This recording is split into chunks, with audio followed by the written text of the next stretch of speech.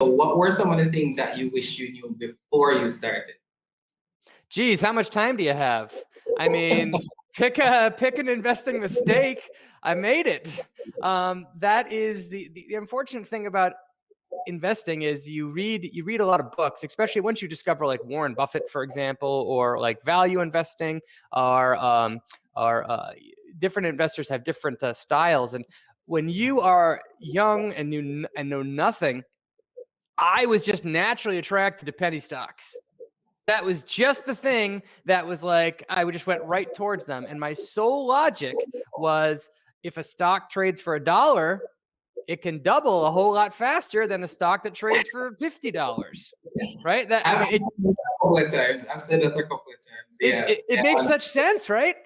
There's nothing else. There's no other financial training or money training that we go through that would teach us otherwise. If you go to the grocery store and something's 99 cents and something else is $50, which one is cheaper? I mean, it's there's no comparison, right? It's the 99 cents thing is cheaper.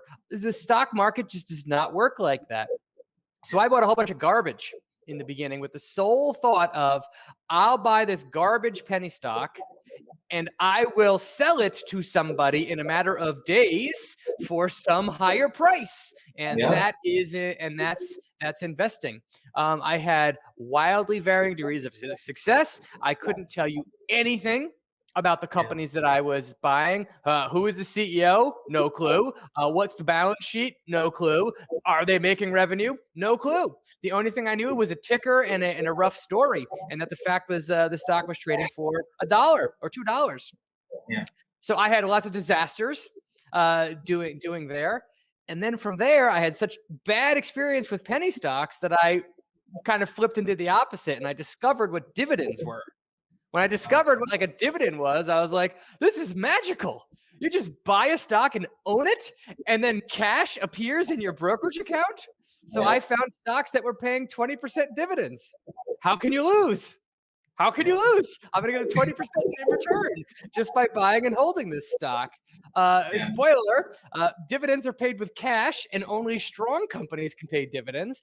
So I lost money on that. And it was just really stumble after stumble after stumble. And slowly I learned lessons along the way. And that's one of the great things about when I started investing, I was so young. I was in my early 20s, and at the time, a few $100s was a lot of money. So losing $100 or $200 on a bad investment, it was painful. It's not a lot of money in the grand scheme of things, but it was very painful, and I still have those mental scars. But that's like wonderful training for later in life. Is to go through those painful mistakes early. I've unfortunately seen some investors that invest in a 401k their entire life, know nothing about the market, know nothing about investing. And then when they turn 65, they say, hey, I'll give this investing thing a try. And they make all the same mistakes that I made when I was in my 20s, and they have no ability to replenish their wealth. So I'm super thankful that I got my teeth kicked in really early on, because those lessons are going to be with me for the rest of my life. Yeah, I actually share with our community all the time that when I just got started investing, the first year I made an investment that lost 95% of its value. That's impressive. That's actually hard to do. Yeah. I mean, we'll talk about that offline, but it was a very important lesson in just understanding the importance of knowing what you're paying for. So